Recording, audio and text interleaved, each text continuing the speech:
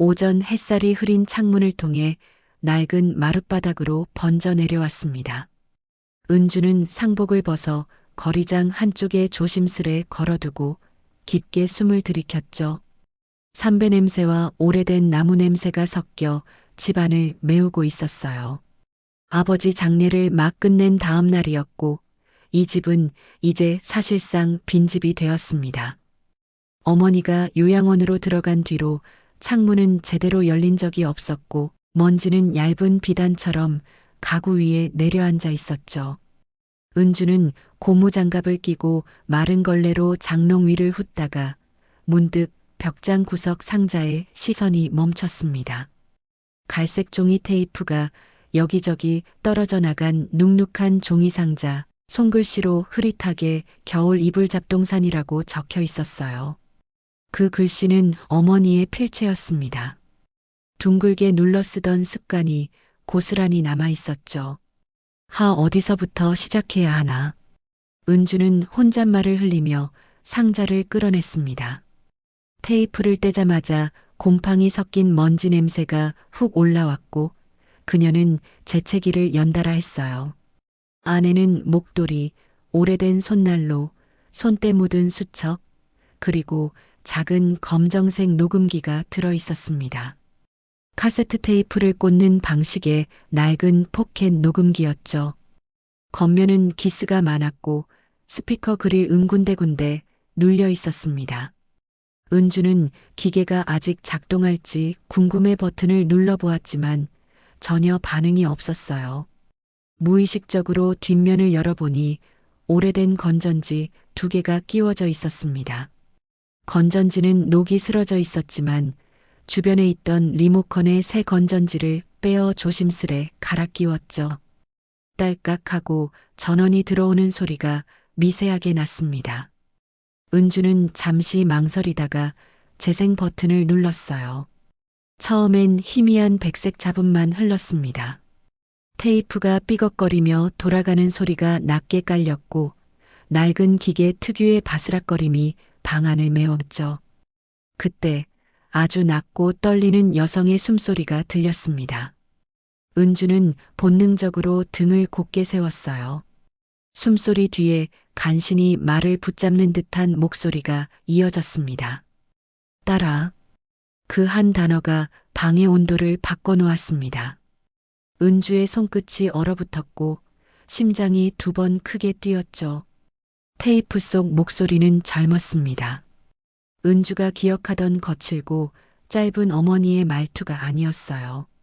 더 조심스럽고 더 얇고 눈물이 금방이라도 묻어날 것 같은 목소리였죠.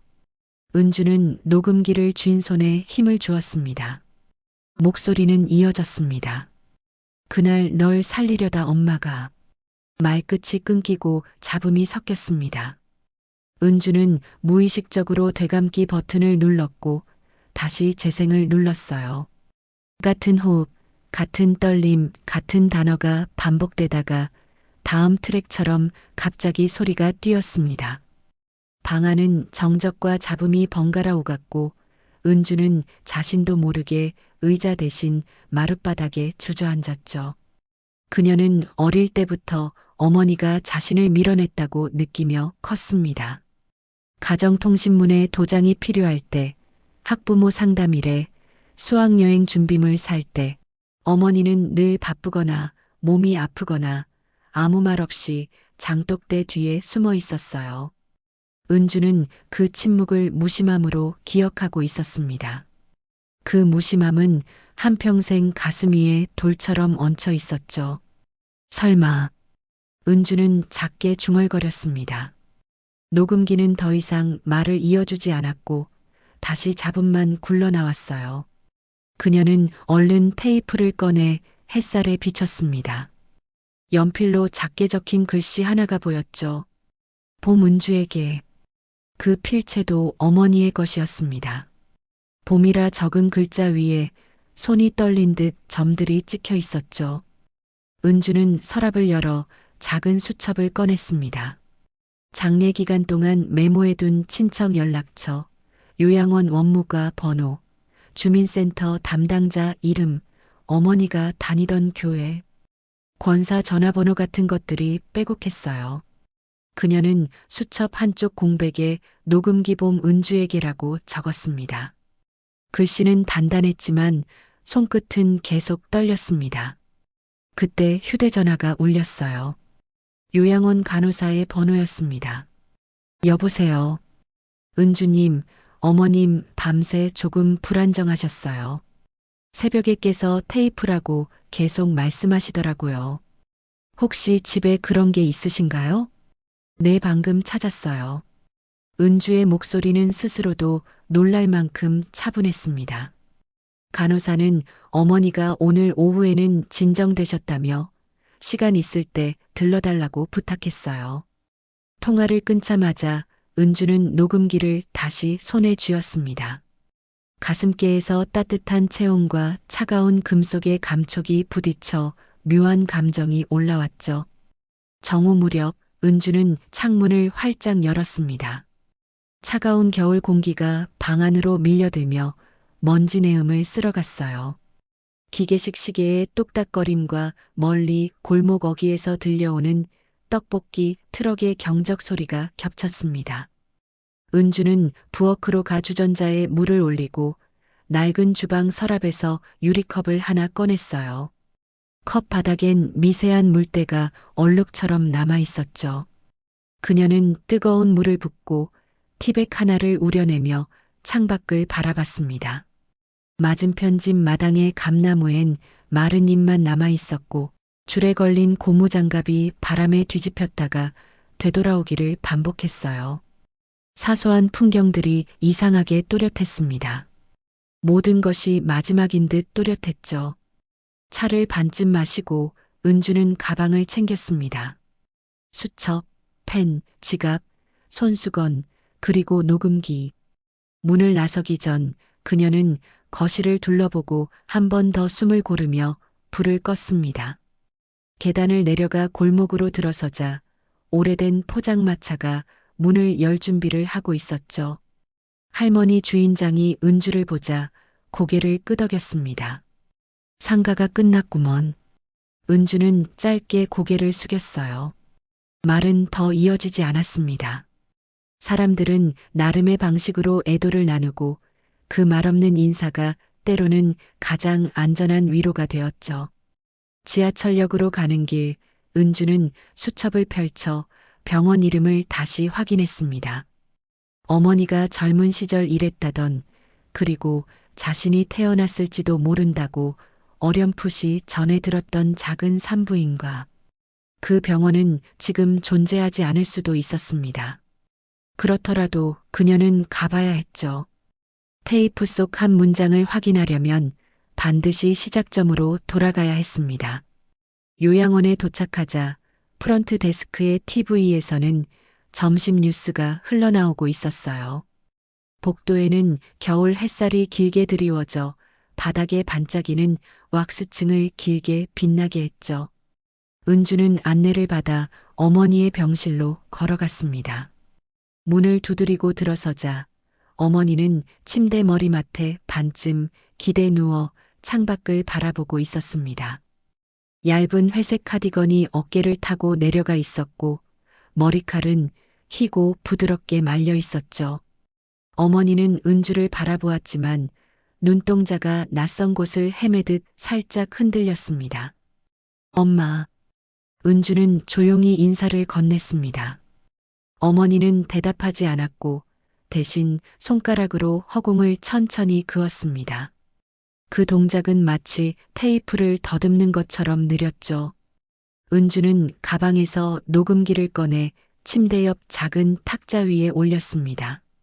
녹음기의 낡은 플라스틱이 형광등 불빛을 받아 옅게 빛났어요. 어머니의 시선이 그 위에 멈췄습니다. 이거 기억나세요? 은주는 장갑을 벗고 재생 버튼을 눌렀습니다. 짧은 잡음 뒤에 같은 숨소리, 같은 젊은 음색, 같은 떨림이 흘러나왔죠. 딸아. 어머니의 손등이 아주 미세하게 떨렸습니다. 입술이 반쯤 열렸다가 닫혔고 목젖이 위로 올라갔다 내려왔죠. 은주는 의자에 앉아 어머니의 반응을 지켜보았습니다. 그녀의 눈가에는 어느새 촉촉한 빛이 맺혀 있었어요. 은주님, 점심 드실 시간인데. 간호사가 문을 열고 들어왔다가 테이프 소리를 듣고 말끝을 삼켰습니다. 어머니는 잠시 창밖으로 시선을 돌렸다가 천천히 녹음기로 돌아왔죠. 그리고 아주 낮은 소리로 마치 오래된 문이 삐걱이며 열리는 것처럼 한 음절을 밀어 올렸습니다. 봄. 은주는 숨을 멈췄습니다. 간호사는 조용히 고개를 끄덕이며 문을 닫고 나갔죠. 방 안에는 녹음기와 두 사람의 숨소리만 남았습니다. 테이프는 다시 띄었고 다른 단락이 이어졌습니다. 그날 병원비가 없어서 엄마가. 거기서 음성은 또 끊겼어요. 은주는 본능적으로 되감기를 눌렀다가 멈추고 다시 재생했습니다. 같은 파편들, 같은 숨, 같은 간극. 하나의 문장이 완성되지 못한 채 오래 매달려 있는 느낌이었죠. 어머니는 눈을 감고 가만히 누워 있었고 얇은 이불이 숨결에 맞춰 미세하게 오르내렸습니다. 엄마, 내일 또 올게요. 은주는 자리에서 천천히 일어났습니다. 녹음기를 손에 들자 어머니의 손가락이 허공에서 그것을 따라 움직였죠.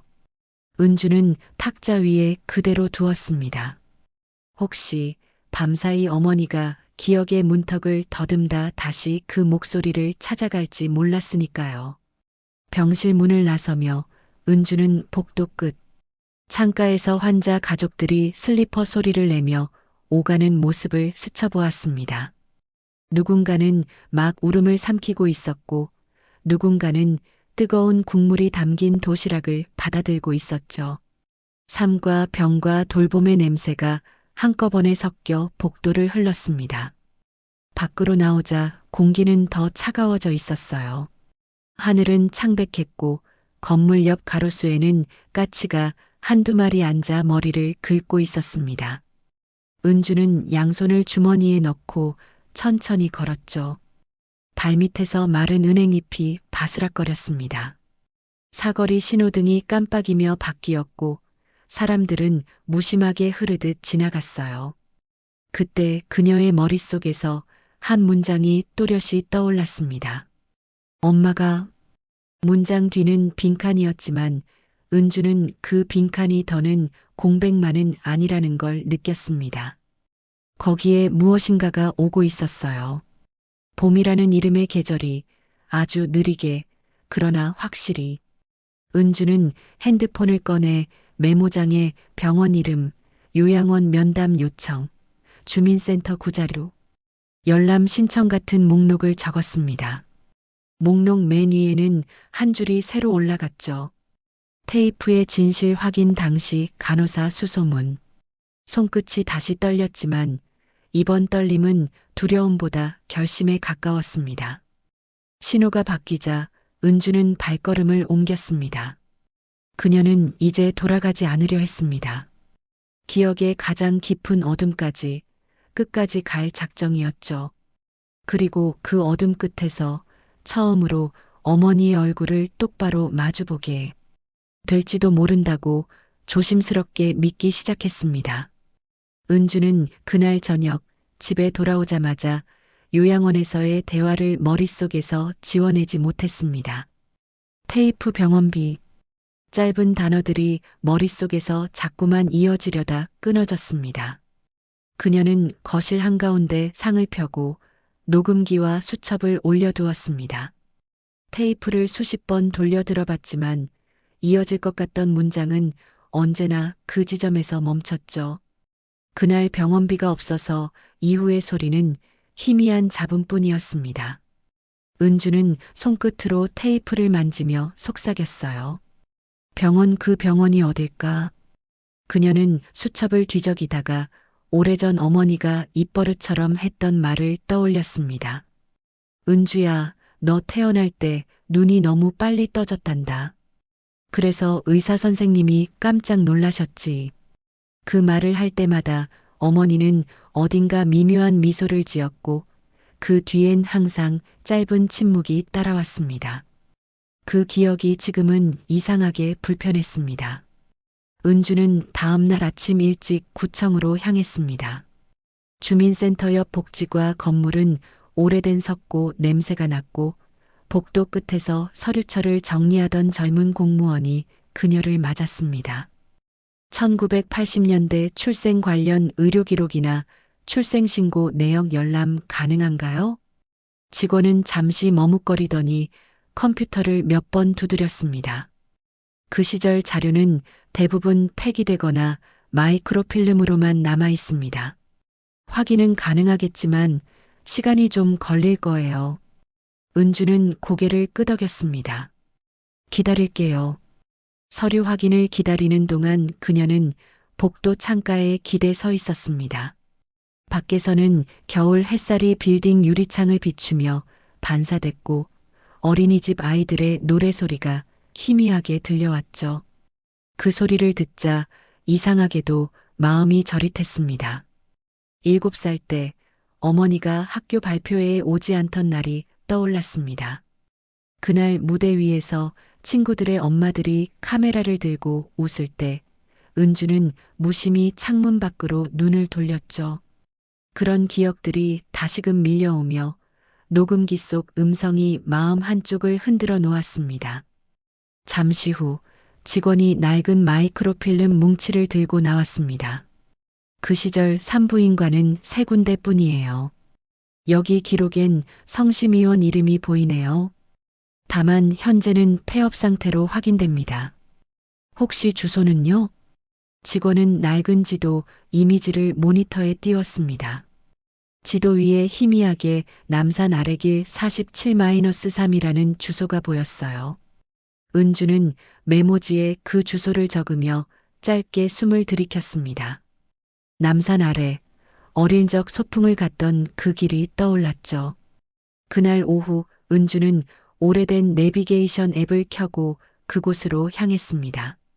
남산 자락으로 오르는 길은 이미 개발로 절반 이상 변해 있었습니다.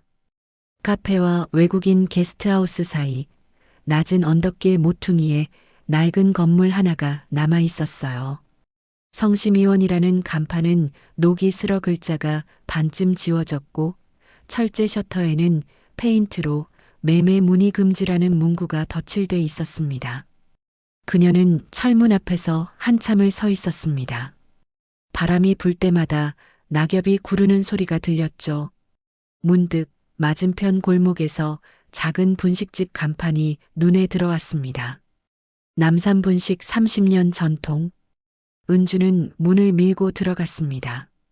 가게 안에는 연탄불에 구워지는 오뎅 국물 냄새가 가득했고 허리 굽은 할머니 한 분이 카운터에 앉아 있었습니다. 성심의원 여기 근처였죠? 할머니는 국물을 휘저으며 그녀를 쳐다봤습니다. 그 병원 얘길 다 들고 오는 사람은 오랜만이네. 그때 그곳서 애 낳은 사람들 많았지. 사정 있는 여자들이었거든. 사정 있는? 그땐 세상이 각박했어. 혼자 애 낳는다고 손가락질 받는 시절이었으니까. 그 병원 원장은 사람 좋았지만 돈이 없으면. 할머니는 말을 흐리며 국자질을 멈췄습니다. 간호사 하나가 몰래 도와주곤 했어. 이름이 뭐였더라? 은희인가? 윤희인가? 그 이름을 듣는 순간 은주의 가슴이 덜컥 내려앉았습니다. 어머니 이름이 바로 고은이었으니까요. 혹시 그분 사진 같은 건 없을까요? 할머니는 웃으며 고개를 저었습니다. 그런 게 남아있을 리가 있나? 오래전에 다 문 닫고 사람들도 흩어졌지. 그녀는 주머니에서 명함 한 장을 꺼내 은주에게 내밀었습니다. 그 병원에 같이 있던 간호사 딸이 여기서 카페에 가끔 그 시절 얘기를 하더라고. 별다방이라고 바로 골목 위야. 은주는 명함을 쥔 채 가게를 나왔습니다. 겨울 하늘은 흐렸고 눈이 내릴 듯 낮게 내려앉아 있었죠. 골목 위로 몇 걸음 오르자 벽돌 건물 1층 유리문에 별다방 커피라는 문구가 보였습니다. 문을 열자 커피 향이 퍼졌고 벽에는 오래된 흑백 사진들이 장식돼 있었습니다. 그중 하나 간호복을 입은 젊은 여성의 사진이 눈에 들어왔습니다. 사진 속 얼굴은 낯설면서도 어딘가 익숙했습니다. 은주는 주인에게 다가가 조심스레 물었습니다. 혹시 이분이 고은희 씨인가요? 주인은 눈을 크게 뜨며 고개를 끄덕였습니다. 어머, 우리 엄마 친구분이에요. 그분 정말 따뜻한 분이셨죠. 미혼모들 몰래 병원비 깎아주고 아이들 돌봐주고 그랬어요. 은주는 그 말에 멍하니 섰습니다. 그런데 어느 날 갑자기 사라졌어요. 병원에서도 동네에서도요. 다들 이상하다고 했죠. 그녀의 목소리는 낮고 조심스러웠습니다. 그분이 마지막으로 남긴 게 하나 있었대요. 녹음기였어요. 아이에게 전해달라던. 그 말을 듣는 순간 은주의 손끝에서 명암이 미끄러졌습니다. 바닥에 떨어진 종이 위로 한 줄기 햇살이 비쳤고 그 빛이 마치 오래전 기억의 조각처럼 번져나갔습니다. 그녀는 자리에서 일어나 고개를 숙였습니다. 그 녹음기 저한테 있습니다. 카페 안이 잠시 정적에 잠겼습니다. 스피커에서 흘러나오던 재즈 음악이 끊긴 듯 조용했고 주인의 눈빛은 놀라움과 궁금증이 뒤섞여 있었죠. 그럼 당신이 그분 따님이세요? 은주는 대답 대신 미소를 지었지만 그 미소엔 울음이 섞여 있었습니다. 카페를 나와 골목길을 내려가는 동안 바람이 세차게 불어왔습니다. 손에 쥔 녹음기는 온기가 식지 않은 듯 따뜻했습니다. 은주는 마음속에서 어떤 결심이 굳어지는 걸 느꼈죠. 이제는 도망칠 수 없다는 걸, 그리고 어머니가 감춰온 그날의 진실이 조금씩 드러나고 있다는 걸. 남산 자락의 늦은 오후, 햇살은 점점 붉어졌습니다.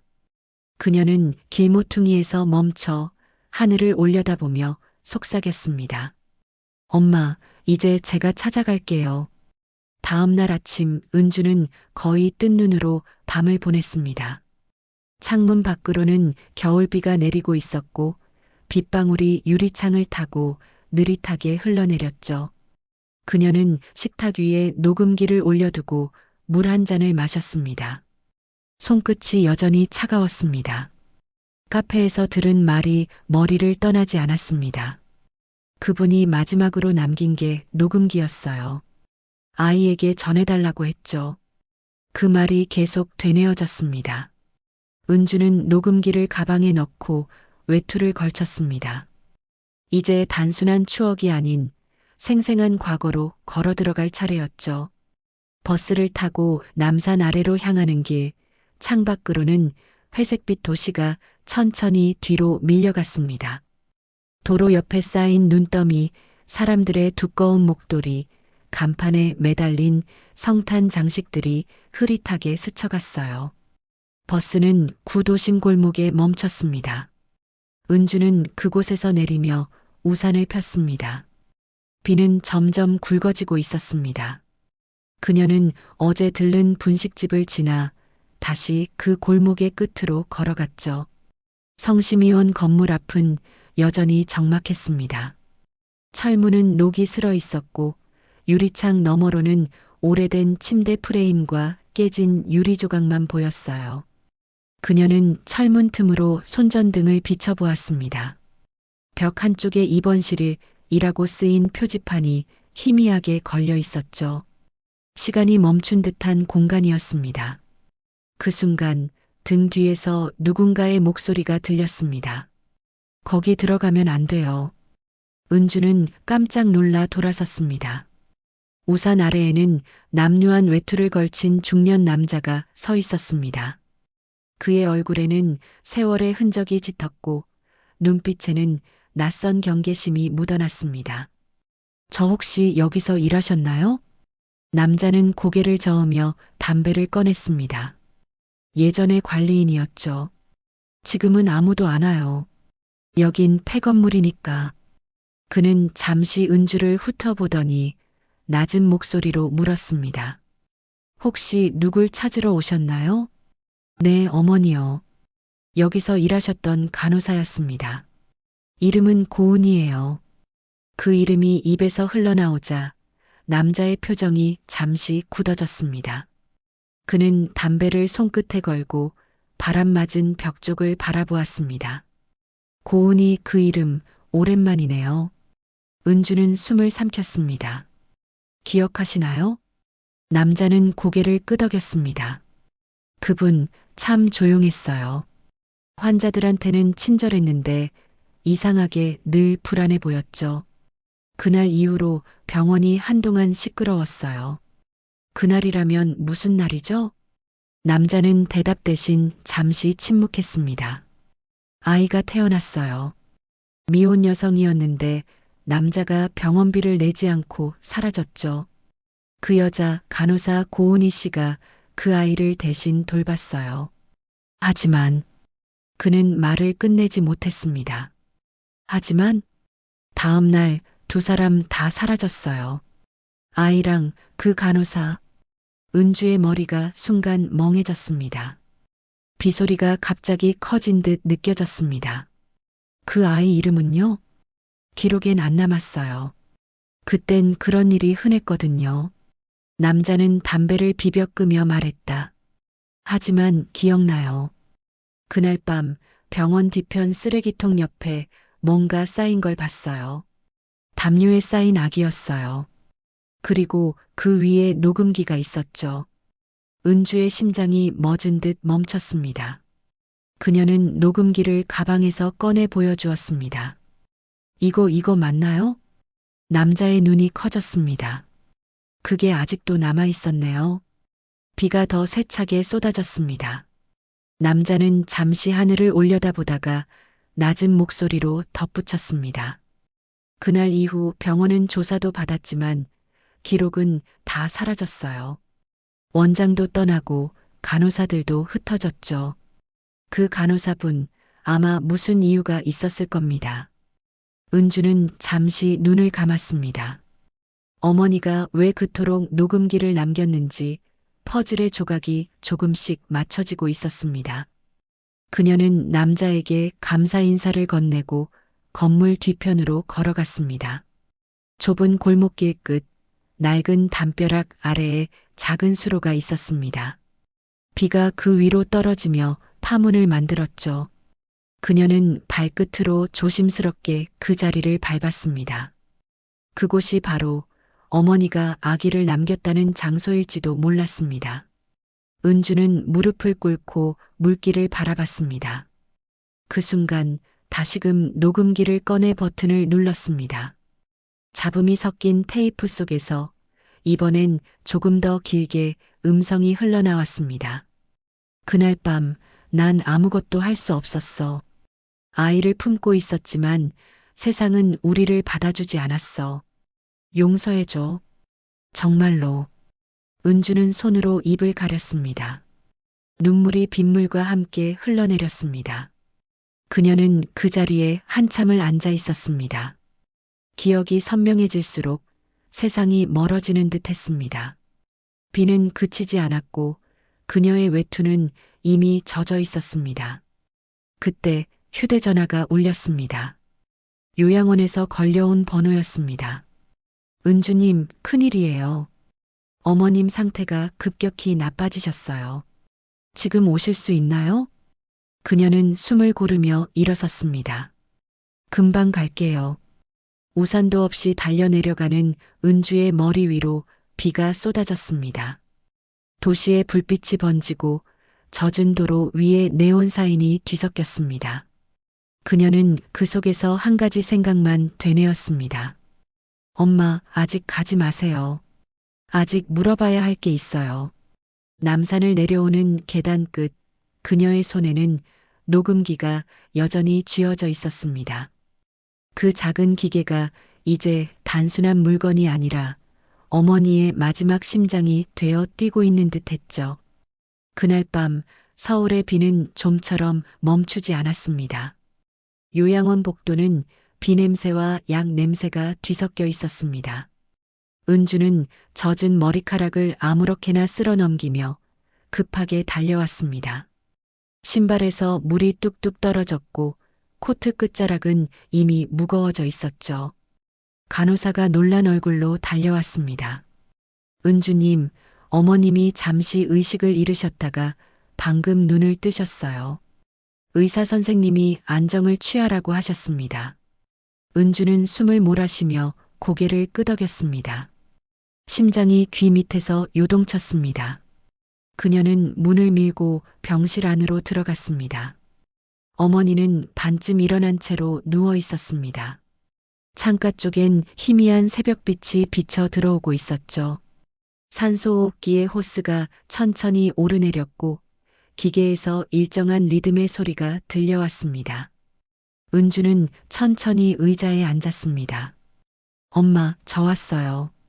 그녀의 목소리는 낮았지만 떨리고 있었습니다. 어머니의 눈이 느릿하게 움직이더니 은주의 얼굴을 향했습니다. 그 눈동자엔 잠시 맑은 의식이 스쳤습니다. 은주야. 간신히 짜낸 듯한 목소리였습니다. 그 한마디가 은주의 가슴을 찔렀습니다. 엄마, 기억나세요? 이거 엄마 거예요. 은주는 가방에서 녹음기를 꺼내 보였습니다.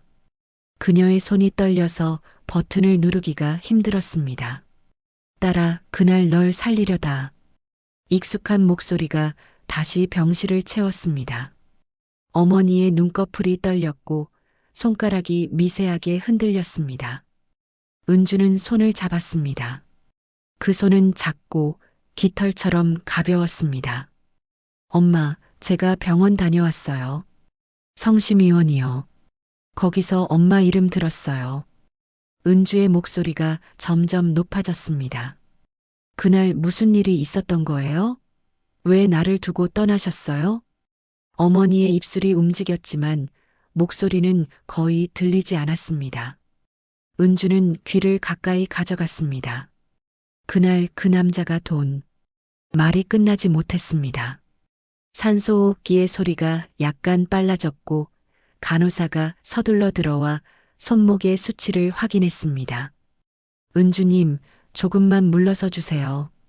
간호사가 조심스럽게 말했다. 은주는 뒤로 물러서면서 손을 떼지 못했습니다. 어머니의 입에서 숨이 새어나오는 소리가 들렸습니다. 엄마, 제발요. 조금만 더 말씀해 주세요. 하지만 어머니는 이미 눈을 감고 있었습니다. 기계의 소리가 불규칙해지더니 곧 단조로운 경고음으로 바뀌었습니다. 어머님, 간호사의 목소리가 날카롭게 울렸습니다. 의사와 다른 직원들이 뛰어들어왔고 은주는 벽에 붙은 채 아무 말도 하지 못했습니다. 시간이 멈춘 듯 했습니다. 의사 한 명이 어머니의 가슴 위에 손을 올려 심폐소생을 시작했습니다. 한 번 더 충격.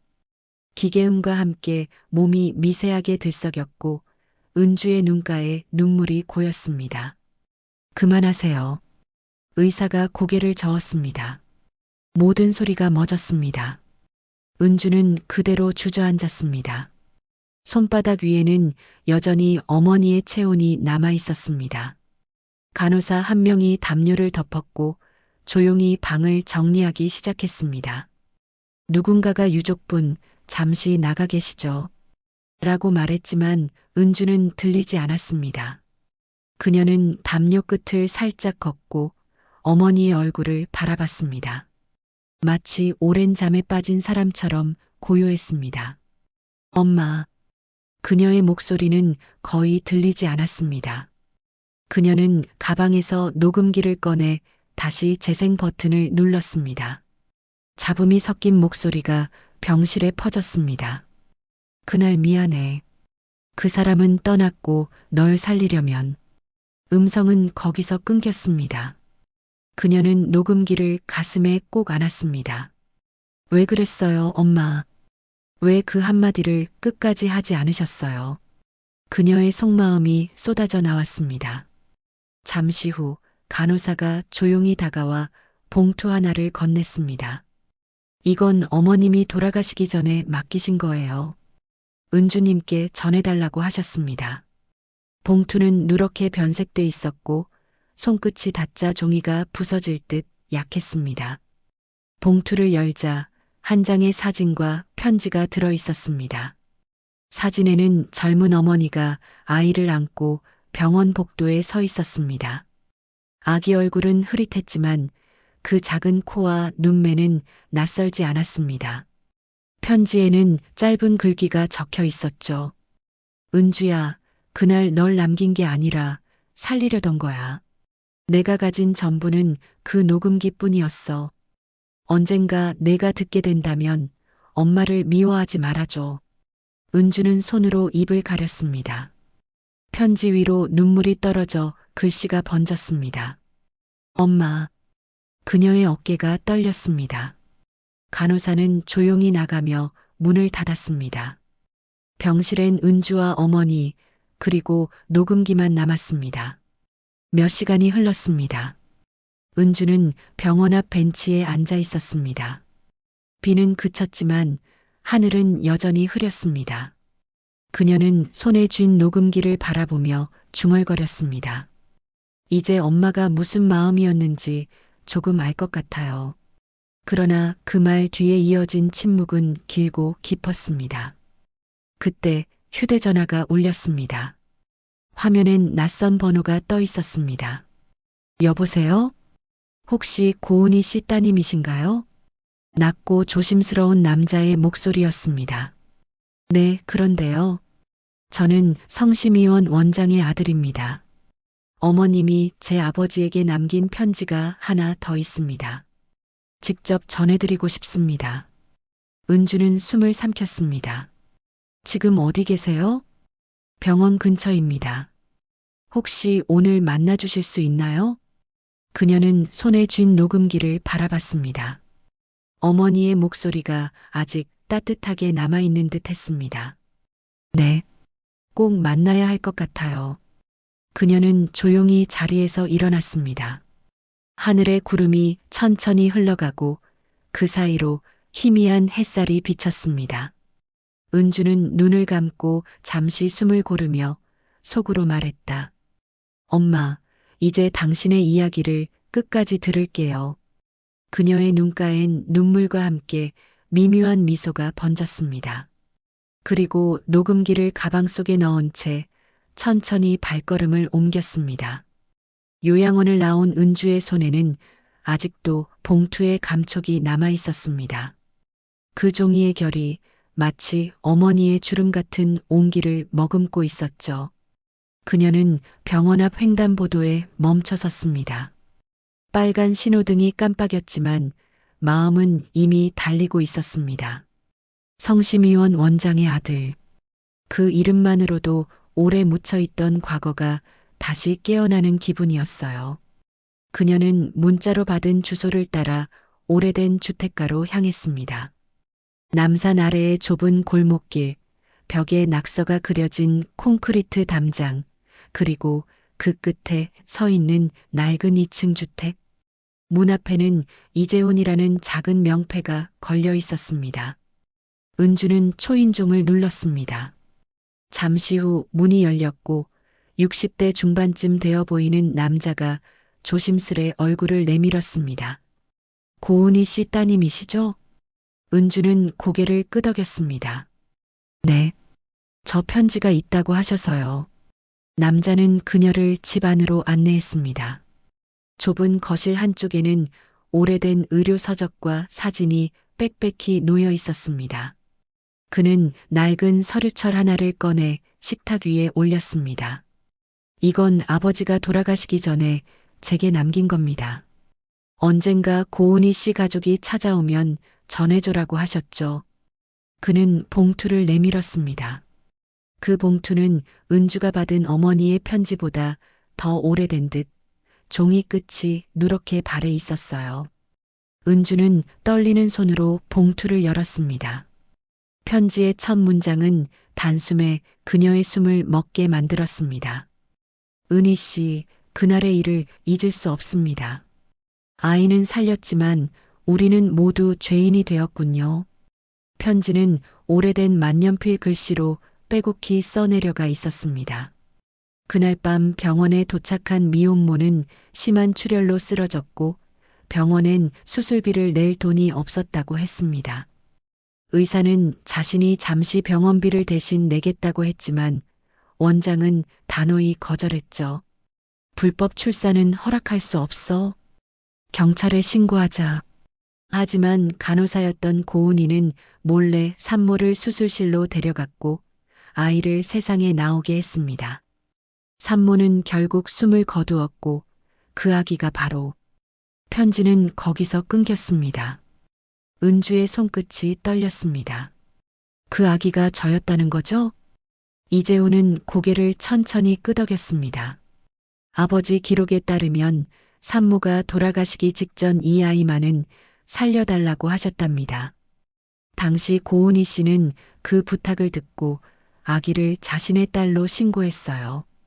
당신은 친딸이 아니라 그 산모의 아이입니다. 순간 은주의 세상이 무너져 내렸습니다. 바닥이 갈라지는 듯한 어지러움이 몰려왔습니다. 거짓말이에요. 그럴 리가 없어요. 그녀는 고개를 저었습니다. 이재호는 조용히 고개를 숙였습니다. 저도 믿기 어려웠습니다. 하지만 이건 제 아버지가 직접 남긴 의료 기록이에요. 그는 서류철을 열어 한 장의 사진을 꺼냈습니다. 사진 속에는 수술실에서 아기를 안고 있는 젊은 간호사 고은이 그리고 옆에 누워있는 한 젊은 여성이 보였습니다. 그 여성의 얼굴은 창백했지만 은주는 낯선 동시에 이상한 이끌림을 느꼈습니다. 그 눈매, 그 입술선, 그리고 손가락 모양까지 어딘가 자신과 닮아 있었습니다. 그분의 이름은 김선아였어요. 이재훈이 덧붙였습니다. 그녀는 20살이었고 고은희 씨의 환자이자 친구였습니다. 하지만 당시 그 아이의 아버지는 유부남이었고 모든 걸 숨기려 했죠. 은희 씨는 아이를 버리지 않으려다 결국 병원에서도 쫓겨났습니다. 은주는 입술을 깨물었습니다. 눈앞이 흐릿해졌습니다. 그래서 엄마는 평생 나를 외면했던 거군요. 죄책감 때문이 아니라 내가 그녀의 아이가 아니었기 때문이었어요. 그녀의 목소리는 떨리고 있었습니다. 그녀는 당신을 키우며 늘 고통스러워 하셨을 겁니다. 하지만 제 아버지는 마지막에 이렇게 썼습니다. 이재호는 편지의 마지막 부분을 가리켰습니다. 은희 씨는 아이를 위해 모든 걸 버렸다. 혈연보다 강한 모정이 있다는 걸 그 여인이 내게 가르쳐 주었다. 은주는 손으로 얼굴을 가렸습니다. 눈물이 손등을 타고 떨어졌습니다. 그럼 내 진짜 어머니는 이미 세상에 없고 나를 길러준 어머니도 이제 떠나신 거네요. 그녀의 어깨가 천천히 떨렸습니다. 이재호는 잠시 망설이다가 한쪽 상자를 내밀었습니다. 이건 제 아버지가 성심이온 철거 전에 찾아낸 물건이에요. 혹시라도 당신에게 도움이 될까 해서 보관해뒀습니다. 은주는 상자를 열었습니다. 그 안에는 낡은 아기 모자 하나와 이름 모를 여성이 쓴 짧은 쪽지가 들어 있었습니다. 은희 언니 고마워요. 이 아이는 꼭 살려주세요. 이름은 은주로 해주세요. 그 짧은 글귀에 은주는 다시 숨이 막혔습니다. 자신의 이름이 그렇게 지어졌다는 사실, 그것이 어머니의 이름에서 비롯된, 그리고 또 다른 어머니의 마지막 부탁이었다는 걸 이제야 알게 된 것이죠. 그녀는 천천히 자리에서 일어섰습니다. 감사합니다. 이 편지와 상자 잘 간직할게요. 이재호는 고개를 끄덕였습니다. 당신 어머니는 죄인이 아니라 구원자였어요. 그 말은 은주의 마음에 깊이 박혔습니다. 집으로 돌아오는 길, 하늘에는 눈이 흩날리고 있었습니다. 가로등 불빛에 흰 눈이 천천히 떨어지며 반짝였죠. 은주는 가슴에 상자를 꼭 안았습니다. 어머니가 자신에게 남긴 마지막 이야기들이 이제야 하나의 그림처럼 맞춰지고 있었습니다. 그녀는 혼잣말처럼 중얼거렸습니다. 엄마, 이제 이해했어요. 나를 낳은 사람보다 나를 지켜준 사람이 엄마였다는 걸요. 그녀는 걸음을 멈추고 하늘을 올려다봤습니다. 눈송이 하나가 이마 위에 내려앉았습니다. 그 순간 마치 어머니의 손이 다시 그녀의 머리를 쓰다듬는 듯 따뜻한 감각이 스쳤습니다. 그리고 아주 천천히 미소가 번졌습니다. 그 눈빛엔 고통이 아닌 평화가 깃들어 있었죠. 세상은 여전히 차가웠지만 그녀의 마음에는 봄이 조용히 피어나고 있었습니다. 눈은 하루 종일 내리고 있었습니다. 하얀 세상이 유리창 밖으로 펼쳐지자 은주는 잠시 세상이 조용히 멈춘 듯한 착각에 빠졌습니다. 그녀는 거실 탁자 위에 편지와 상자를 올려두고 천천히 앉았습니다. 아기 모자를 손끝으로 쓸어보았습니다.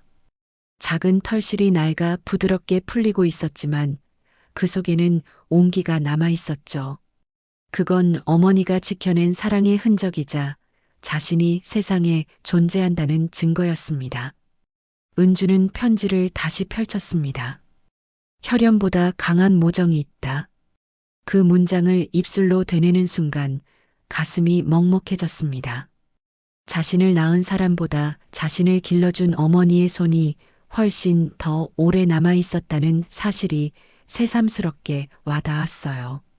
그녀는 처음으로 어머니를 불쌍한 사람이 아닌 용감한 사람으로 떠올렸습니다. 오후가 되자 요양원 담당 간호사에게서 전화가 왔습니다. 은주님, 어머님 장례 절차 관련해서 상의드릴 게 있어서요. 네, 오늘 안으로 가겠습니다. 전화를 끊은 뒤 그녀는 상자를 조심스레 가방에 넣었습니다. 오늘은 마지막 인사를 해야 하는 날이었죠. 요양원 장례실은 조용했습니다. 작은 향로 위로 연기가 피어올라 천천히 공기 속으로 스며들었습니다. 어머니의 영정사진 속 얼굴은 차분했고 그 눈매에는 세상 모든 피로를 다 내려놓은 듯한 평화가 깃들어 있었어요. 은주는 조용히 향을 피우며 무릎을 꿇었습니다. 엄마, 이제야 알았어요. 왜 나를 그렇게 밀어냈는지, 왜 아무 말도 안 하셨는지. 그녀의 목소리가 낮게 떨렸습니다. 나는 늘 원망만 했어요. 그런데 이제야 그 침묵이 나를 지키려는 사랑이었다는 걸 알아요. 은주는 고개를 숙이며 두 손으로 향을 모았습니다. 그때 장례실 문이 살짝 열리고 이재훈이 조심스럽게 들어왔습니다. 그는 조의를 표하듯 고개를 숙였습니다. 마지막 인사드리러 왔습니다. 은주는 눈물을 닦으며 자리에서 일어났습니다. 와주셔서 감사합니다. 이재훈은 손에 든 작은 서류 봉투를 내밀었습니다. 정리하다 보니 하나 더 남은 게 있더군요. 당신 어머니가 제 아버지에게 전해준 일기장의 일부예요. 그녀는 봉투를 받아들며 고개를 숙였습니다. 일기장은 오래된 노트 조각이었고 글씨는 희미했지만 또렷했습니다. 나는 죄를 지었다고 생각했다. 하지만 시간이 흐를수록 깨닫는다. 그 아이가 나를 살렸다는 것을. 그 아이가 내 삶의 이유였다. 은주는 숨을 삼켰습니다. 어머니의 그 문장 하나가 지난 세월의 무게를 송두리째 바꿔놓는 듯 했죠. 그녀는 천천히 눈을 감았습니다. 머릿속엔 어머니의 미소가, 어린 시절의 풍경이, 그리고 녹음기 속 목소리가 함께 떠올랐습니다. 장례를 마치고 돌아오는 길, 눈발은 점점 잦아들고 있었습니다. 하늘 한쪽이 열리며 햇살 한 줄기가 내렸습니다. 그 빛이 은주의 어깨에 닿는 순간 따뜻한 온기가 퍼졌습니다. 그녀는 버스 창가에 앉아 조용히 속삭였습니다. 엄마, 이제 편히 쉬세요. 당신이 지켜준 인생, 제가 이어갈게요.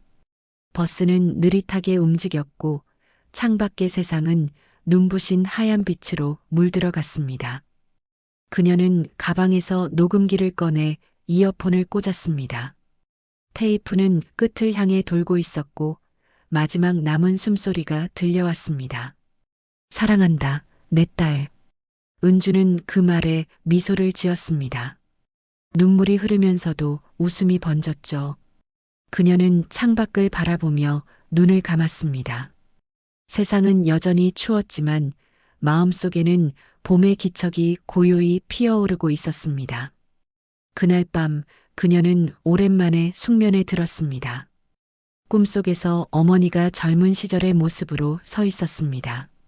하얀 간호복, 따뜻한 눈빛, 그리고 미소. 은주야, 이제 그만 울어. 그 목소리가 바람처럼 들려왔습니다. 은주는 꿈속에서 손을 내밀었습니다. 하지만 손끝이 닿기도 전에 어머니는 천천히 뒤돌아 걸어갔습니다. 그 발자국 뒤로 꽃잎처럼 눈이 흩날렸습니다. 그녀는 울지 않았습니다. 오히려 고개를 들어 환하게 웃었죠. 엄마 고마워요.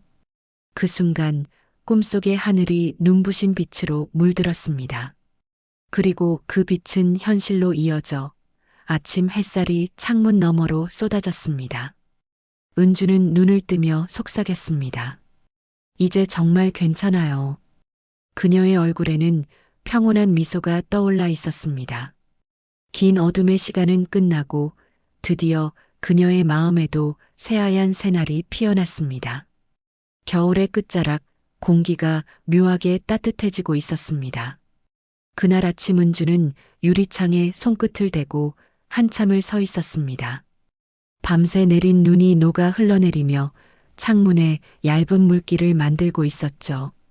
그녀의 마음은 고요했지만 안쪽에서는 아직 덜 끝난 무언가가 꿈틀거리고 있었습니다. 이재훈이 건넨 일기장 속 한 문장은 은주의 머리에서 떠나지 않았습니다. 그 아이가 나를 살렸다. 그 문장이 이상하게도 어머니의 숨소리처럼 귓가에 울렸습니다. 하지만 동시에 또 하나의 의문이 남아 있었습니다. 어머니가 왜 평생 자신을 피해 다녔는지, 왜 그토록 냉정했던 건지, 그것은 단순한 죄책감 이상의 무언가일지도 몰랐습니다. 그녀는 성심의원 자리를 다시 찾기로 결심했습니다. 모든 진실의 시작이 거기서 비롯되었으니까요. 남산 자락의 골목은 눈이 녹아 진흙탕이 되어 있었습니다. 은주는 조심스럽게 발을 옮기며 폐건물 앞에 섰습니다. 며칠 전 봤던 철문은 반쯤 열려 있었고 안쪽에서는 누군가가 정리 작업을 하고 있었습니다. 노란 조끼를 입은 중년 남성이 고철을 옮기고 있었죠. 혹시 이곳에서 예전 자료 같은 걸 버리셨나요? 그녀의 질문에 남자는 고개를 들었습니다. 아, 이 건물 철거 전 기록이요? 창고에 몇 상자 남아 있어요. 필요하시면 찾아보세요. 은주는 망설이지 않고 안으로 들어갔습니다. 건물 안은 여전히 냉기가 가득했습니다. 곰팡이 냄새, 젖은 먼지 냄새가 코끝을 찔렀습니다. 그녀는 손전등을 켜고 한쪽 구석에 쌓인 서류 박스들을 살폈습니다. 환자 명부 1987 의약품 재고, 퇴원 기록, 그리고 맨 아래 상자에 희미하게 적힌 글씨가 눈에 들어왔습니다. 고은이 마이너스 개인 보관. 그 순간 심장이 멎는 듯 했습니다. 은주는 상자를 꺼내 조심스레 열었습니다. 안에는 낡은 봉투 몇 장과 오래된 사진이 들어 있었습니다. 사진 속에는 젊은 고은이가 병원 복도에서 아기를 안고 서 있었죠. 그녀의 얼굴은 피곤했지만 따뜻했습니다. 그리고 그 옆에는 한 남자가 서 있었습니다. 은주는 그 얼굴을 보는 순간 숨이 막혔습니다. 그 남자는 바로 이재훈의 아버지 성심의원 원장이었습니다. 사진 뒷면에는 짧게 적힌 문장이 있었습니다. 끝까지 지켜줘서 고마워요. 은주는 한동안 사진을 바라보다가 서류 봉투를 하나 더 꺼냈습니다. 그 안에는 원장이 남긴 진술서 사본이 들어 있었습니다. 그날 밤 고은이는 나에게 아이를 맡기고 떠났다. 나는 그녀가 아이를 버린 줄 알았다. 그러나 며칠 뒤 그 아이를 데리고 돌아와 이 아이는 제 딸입니다라고 말했다. 나는 그 눈빛을 잊을 수 없다. 그건 어떤 모성보다 깊고 절박한 결심이었다. 은주는 눈을 감았습니다. 이제 모든 조각이 맞춰졌습니다. 어머니는 자신을 버린 게 아니라 세상으로부터 숨기기 위해 감췄던 거였습니다. 그리고 그 모든 고통을 혼자 감내했던 것이었죠. 그녀는 서류를 품에 안고 건물 밖으로 나왔습니다. 눈발이 다시 흩날리고 있었습니다. 길 건너편에는 오래된 커피 자판기가 서 있었죠. 그녀는 1,000원짜리 동전을 넣고 뜨거운 커피를 뽑았습니다. 잔을 두 손으로 감싸며 하늘을 올려다봤습니다. 그때 휴대전화가 울렸습니다. 이재훈이었습니다. 은주 씨, 괜찮으세요? 네. 이제 다 알겠어요. 저도 오늘 아버지 묘소에 들렀습니다. 그분이 남기신 말 중에 이런 게 있었어요. 진실은 때로 사람을 무너뜨리지만 그 무너짐 속에서 새로 태어나기도 한다. 은주는 조용히 웃었습니다. 맞아요. 저도 이제야 다시 태어난 기분이에요. 통화를 마친 뒤 그녀는 마지막으로 녹음기를 꺼냈습니다. 버튼을 누르자 테이프 속에서 다시금 어머니의 목소리가 흘러나왔습니다. 은주야, 언젠가 내가 이걸 듣게 되면 그땐 부디 행복하길 바란다. 그 목소리는 더 이상 슬프지 않았습니다. 마치 바람 속에서 부드럽게 스며드는 듯한 따뜻한 음성이었죠. 은주는 커피잔을 입술에 대며 한 모금 마셨습니다. 그 따뜻함이 몸속으로 스며들자 마음속에 차가운 덩어리가 서서히 녹아내렸습니다. 이제 모든 것이 분명해졌습니다.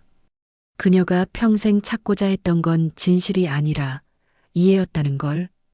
어머니의 인생은 비극이 아니었고 그 사랑은 단 한 번도 끊어진 적이 없었다는 걸요. 남산의 바람이 불었습니다. 그녀의 머리칼이 흩날렸습니다.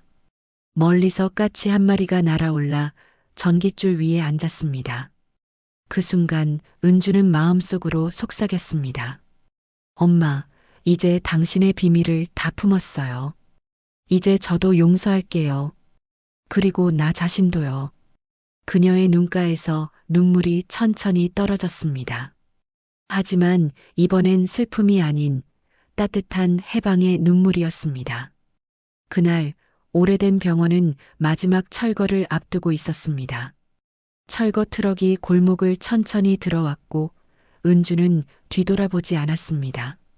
그곳은 이제 과거의 무덤이 아니라 누군가의 사랑이 영원히 남은 자리로 기억될 테니까요. 그녀는 남산을 내려오며 천천히 걸었습니다. 눈발이 다시 흩날리며 햇살에 부서지고 있었습니다. 그리고 그녀의 발걸음은 가벼웠습니다. 마치 긴 어둠을 통과해 처음 맞이한 아침처럼. 그날 이후 시간은 유난히 조용하게 흘러갔습니다. 겨울의 매서운 바람이 잦아들고 거리에 매화가 피기 시작했습니다. 은주는 오랜만에 창문을 활짝 열었습니다. 바람이 부엌 커튼을 살짝 흔들며 들어왔고 따뜻한 햇살이 그녀의 손등에 내려앉았죠. 이제 집안에는 어머니의 그림자 대신 평화로운 정적이 자리 잡고 있었습니다.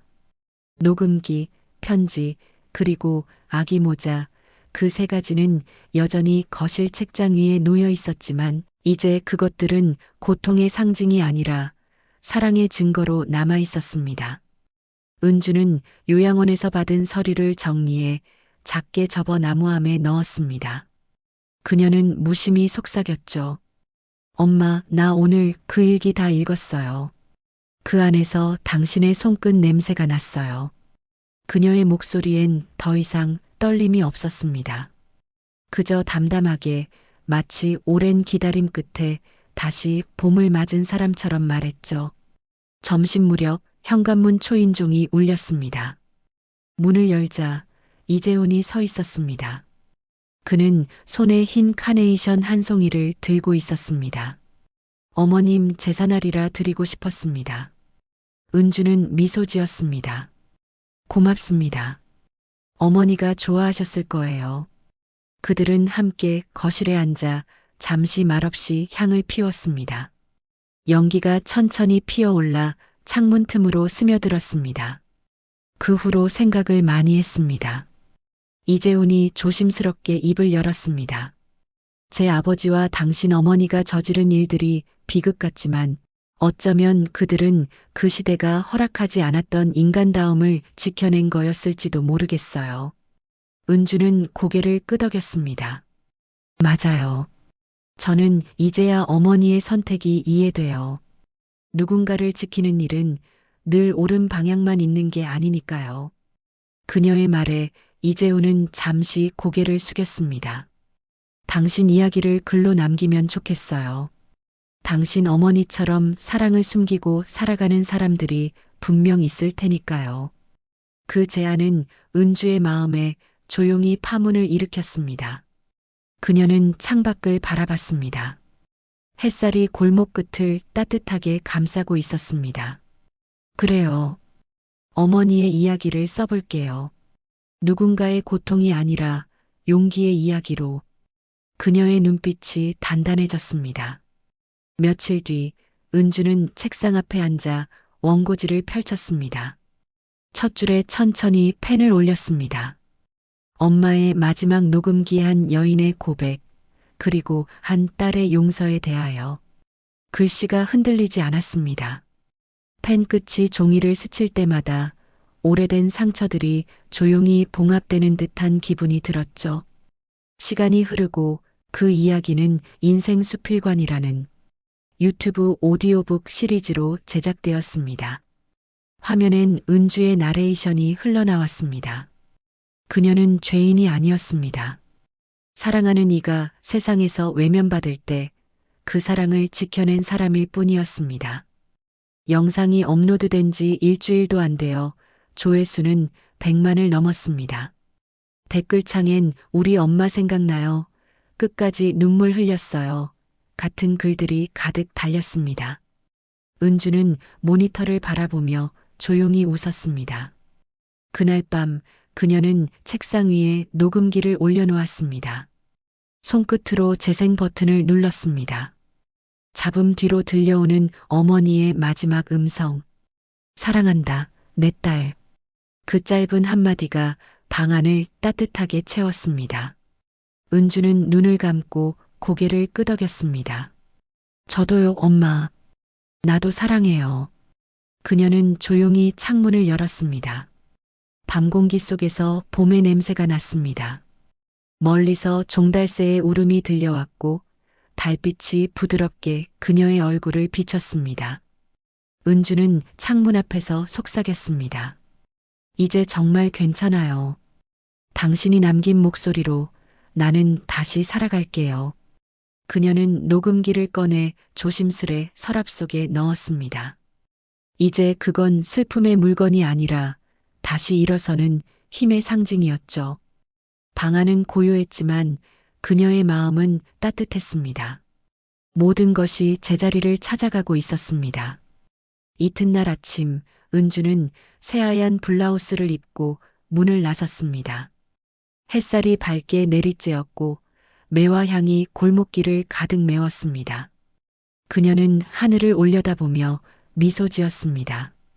엄마, 오늘은 당신이 남긴 이야기를 또 한 사람에게 전하러 갈게요. 그녀의 걸음은 가벼웠고 바람은 부드럽게 불었습니다. 모든 계절이 다시 돌아오는 것처럼 그녀의 인생에도 드디어 봄이 완전히 찾아온 날이었습니다.